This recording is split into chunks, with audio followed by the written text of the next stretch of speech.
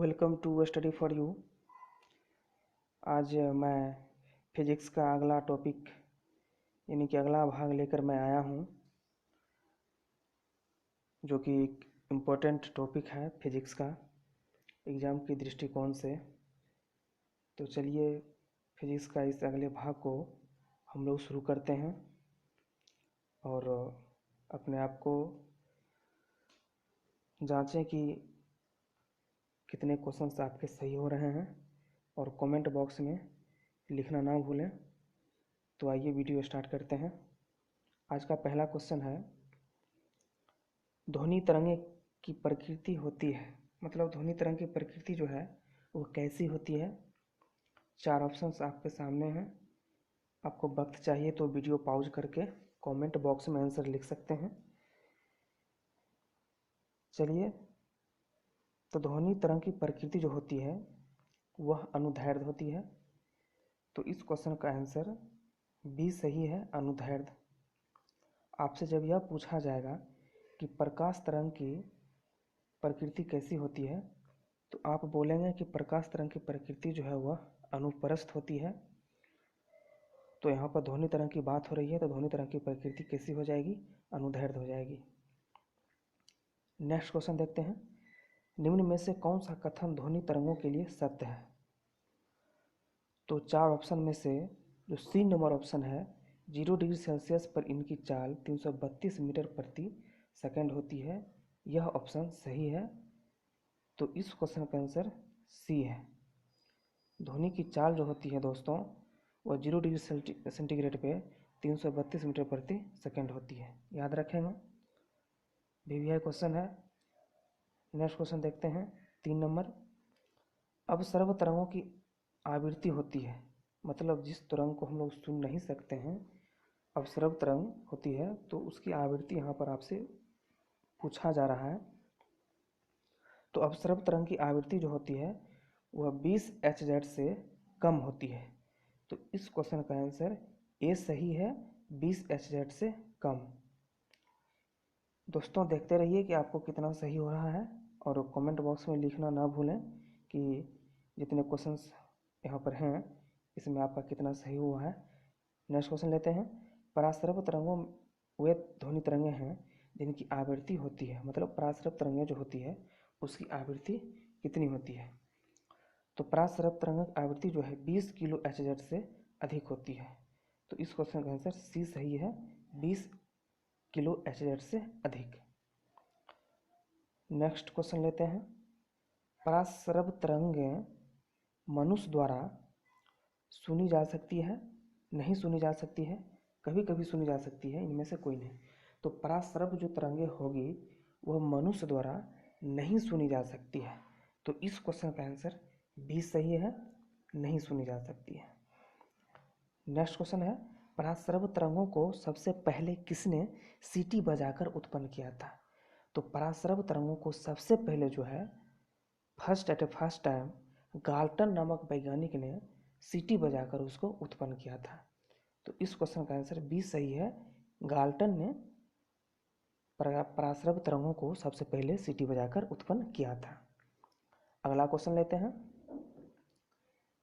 शिकार परभक्षियों या बाधाओं का पता लगाने के लिए चमगादड़ अथवा डॉल्फिन किस परिघटना का प्रयोग करते हैं। मतलब डॉल्फिन या चमगादड़ जो होते हैं वो जो अपना बाधा जो उसके सामने आते हैं, कैसे पता कर पाते हैं कि सामने बाधा है और वह बाधा को भांप के अपना रास्ता चेंज कर लेते हैं, यह आपका क्वेश्चन है।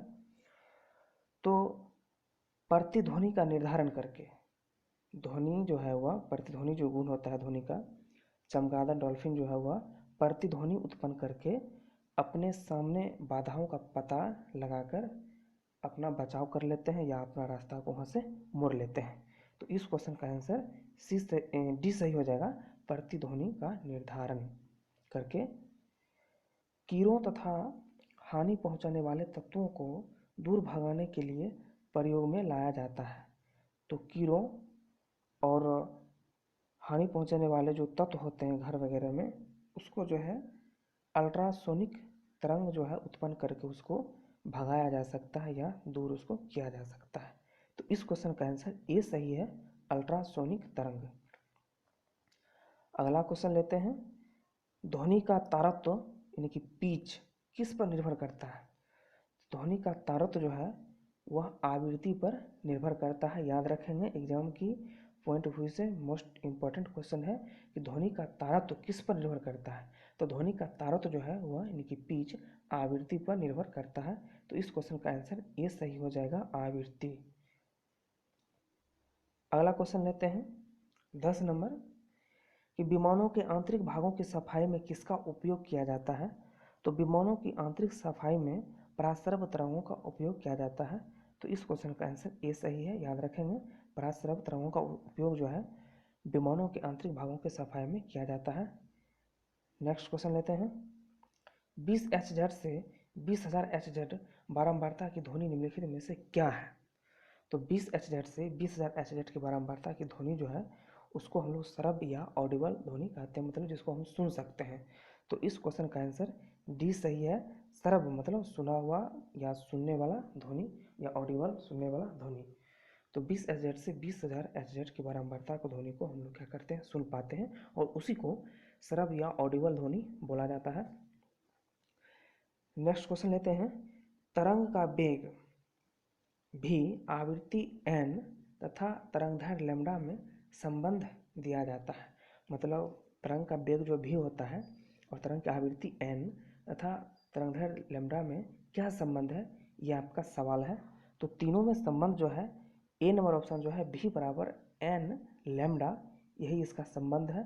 तो याद रखेंगे, तरंग का वेग में भी n और लैम्ब्डा में संबंध जो होता है भी बराबर n लैम्ब्डा का होता है।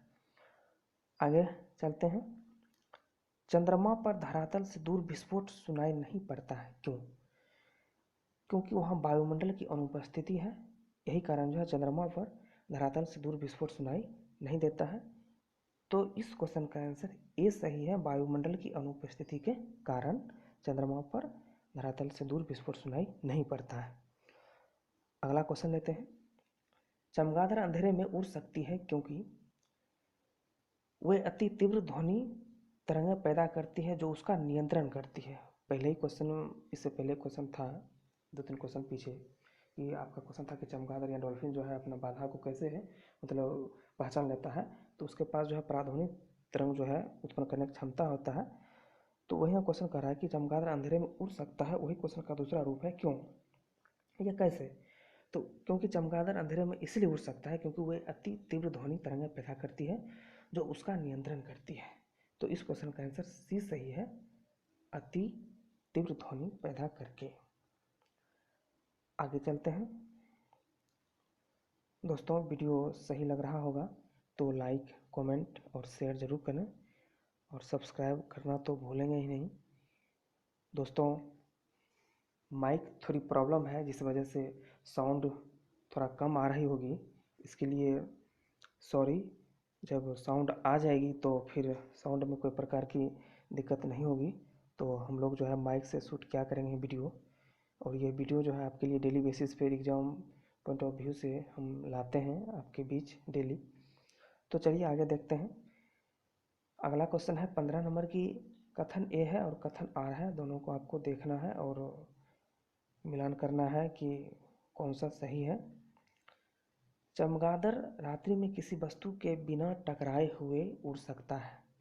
कथन है आपका कि चमगादड़ रात्रि में किसी वस्तु से बिना टकराए हुए ही उड़ सकता है, और कारण में आपको दिया है कि चमगादड़ों में इंफ्रासोनिक तरंगें निकलती है।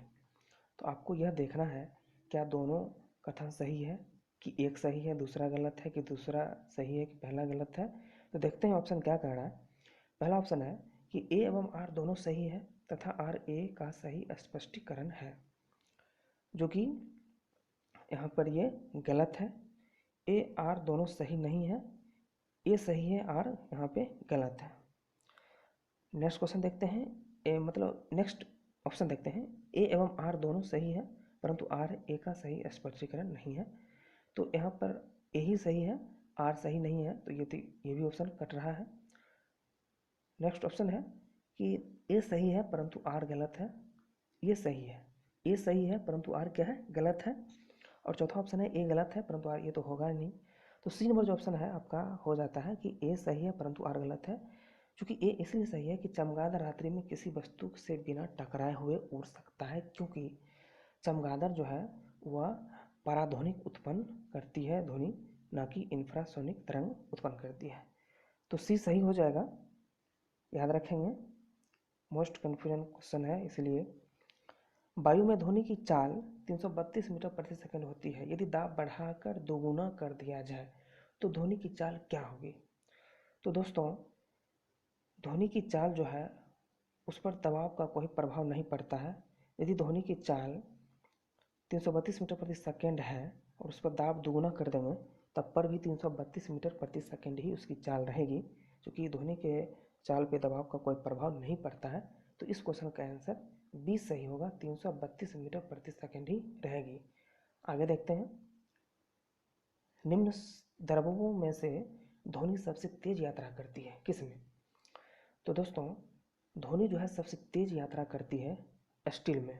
तो इस क्वेश्चन का आंसर ए सही हो जाएगा, स्टील। आगे है, बादलों की बिजली की चमक से काफ़ी समय बाद बादलों की गर्जन सुनाई देती है, इसका कारण है। दोस्तों, बरसात के मौसम में हम लोग अक्सर देखते क्या हैं कि जब बादल में यानी कि जब बिजली चमकती है, मेघ गर्जन जब होता है तो बिजली की चमक पहले आती है और गर्जन बाद में सुनाई देता है। मतलब प्रकाश जो है वह पहले आता है और ध्वनि बाद में सुनाई देता है। क्या इसका क्या कारण है, यही आपका क्वेश्चन है। तो इसका कारण यह हो जाएगा कि प्रकाश की चाल जो ध्वनि की चाल से बहुत अधिक होती है, इसीलिए ऐसा होता है। प्रकाश की चाल ध्वनि की चाल से बहुत अधिक होती है, इसलिए बरसात के मौसम में क्या होता है कि जब मेघ गर्जन होती है तो बिजली की चमकने की जो प्रकाश है वह पृथ्वी पर पहले आती है, हम लोगों को एहसास होता है, और मेघ गर्जन जो ध्वनि होता है वो बाद में हम लोगों को सुनाई पड़ता है। तो इस क्वेश्चन का आंसर डी सही है। आगे देखते हैं, वायु में ध्वनि का वेग है लगभग। तो वायु में ध्वनि का वेग जो है वह 330 मीटर प्रति सेकंड है। तो इस क्वेश्चन का आंसर ए सही है। याद रखें कि वायु में ध्वनि का वेग जो है वह 330 मीटर प्रति सेकंड होता है। वीडियो का लास्ट क्वेश्चन है, ध्वनि तरंगें सर्वाधिक तीव्र गति से चलती है किसमें? ठोस में, तरल में, गैस में, वात में। तो ध्वनि तरंगें जो है सर्वाधिक तीव्र गति से ठोस में चलती है, उसके बाद द्रव में, और सबसे कम गैस में चलती है। तो इस क्वेश्चन का आंसर ए सही है, ठोस में। तो ये वीडियो का लास्ट क्वेश्चन था दोस्तों। वीडियो सही लगे तो इसको लाइक, कमेंट और सब्सक्राइब करना ना भूलें। आज भर के लिए इतना ही, मिलते हैं कल के वीडियो में, तब तक के लिए धन्यवाद।